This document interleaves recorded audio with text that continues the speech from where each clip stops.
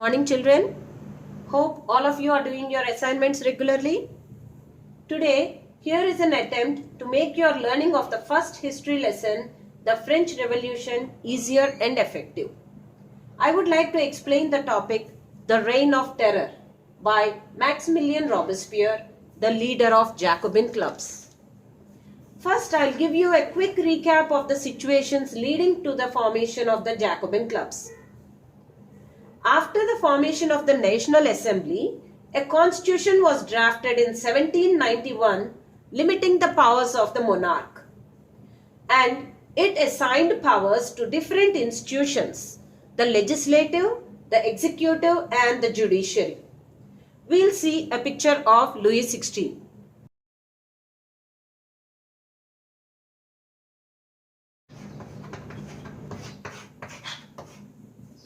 Louis XVI was compelled to sign the constitution, but he was having secret negotiations with the King of Prussia. Neighboring countries and the National Assembly all were tensed, and the National Assembly decided to declare a war against Prussia and Austria. All the strong and able-bodied men joined the army voluntarily. Back home, women had to take up the responsibility of earning a living and looking after their families. Under such bad and troubled conditions of the society, people wanted to fight for political rights for all equally. Thus, they formed the Jacobin clubs.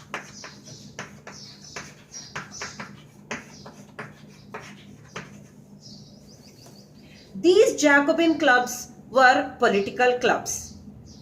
They had the poorer sections of the society as their members, and they all selected Maximilien Robespierre as their leader. Here is a picture of Maximilien Robespierre.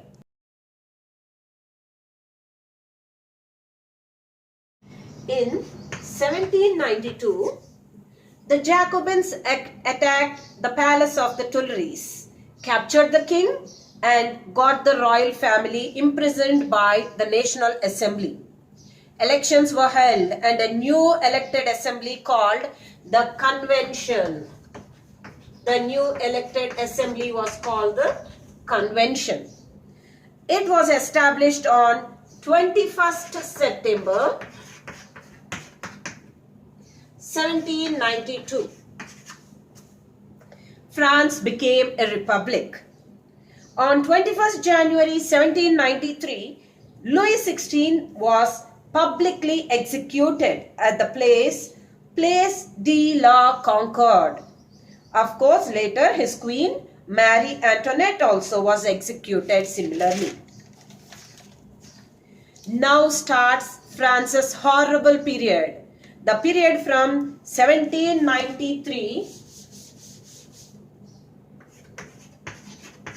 to 1794, and it is called the Reign of Terror. Maximilien Robespierre formed the government. Here is a picture of Maximilien Robespierre.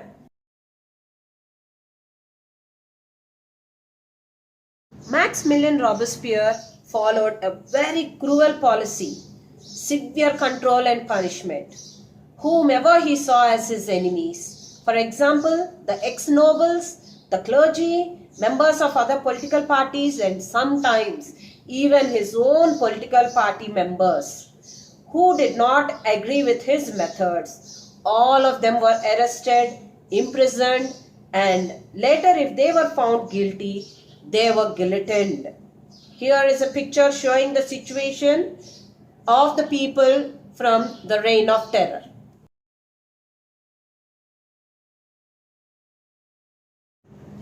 The guillotine.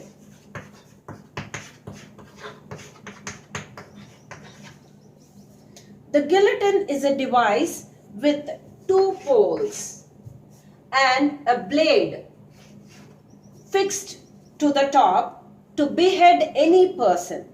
This was invented by Dr. Guillotin.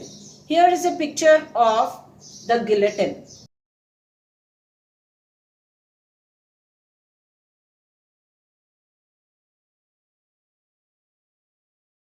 or the various policies of Robespierre's government. Robespierre imposed maximum ceiling on wages and prices. Meat and bread were rationed. Peasants had to sell their produce at prices fixed by the government. He also compelled that all citizens should eat the pain d'égalité. It is equality bread, which was a loaf made of whole wheat. Even in the addressing also. In France, actually, men and women were traditionally addressed as Monsieur and Madame. Monsieur for sir, Madame is for madam. Instead, Robespierre insisted that they all should be addressed as citoyen and citoyenne. The churches all were shut down. They were converted into barracks or government houses.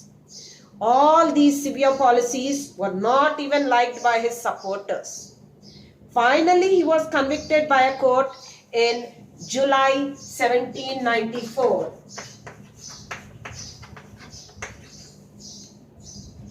He was arrested and finally he was guillotined. Here is a picture of Robespierre being guillotined.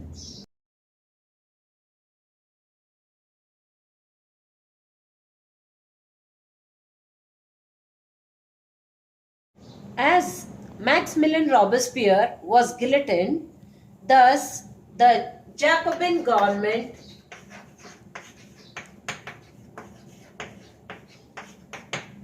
collapsed in 1794.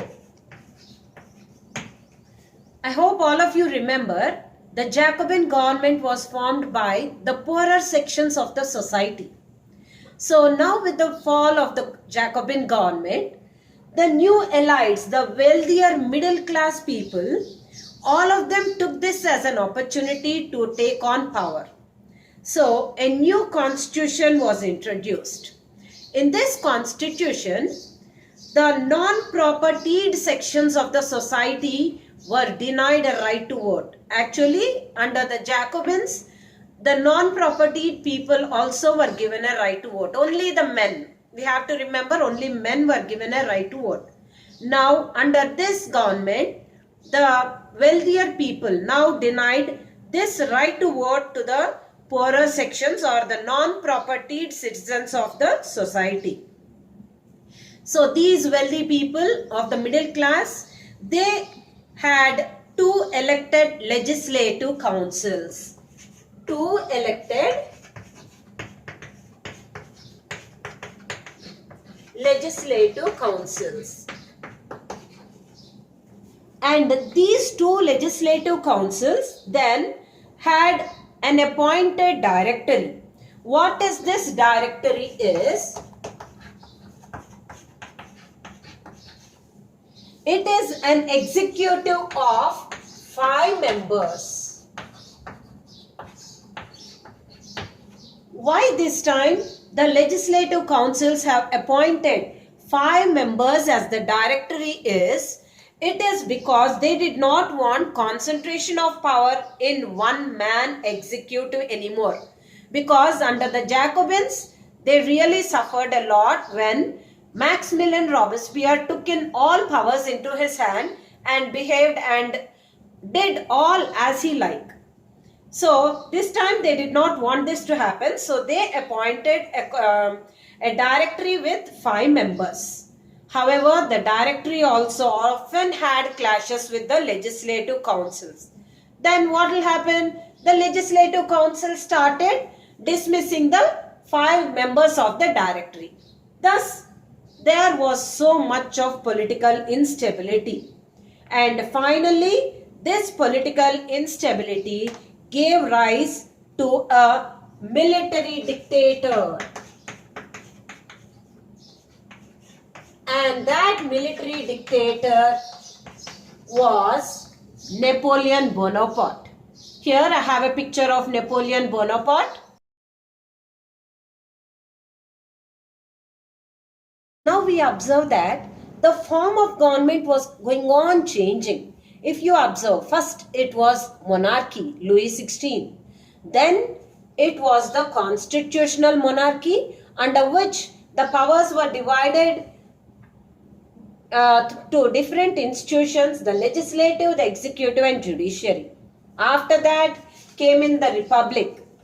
And after that, the poorer sections coming to the government as a Jacobin government. All those were gone. And finally, the directory. Whatever is the form of government, through all these changes, though the forms of government were changing, the ideals of freedom,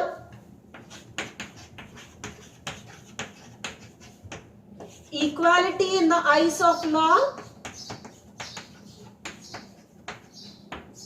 and fraternity.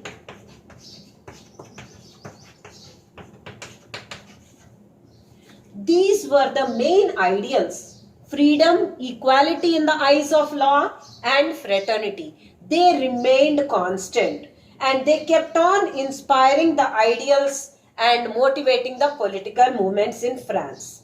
And even in the whole of Europe also, whatever was the form of government, it did not disturb these three motivating factors. These were the motivating factors.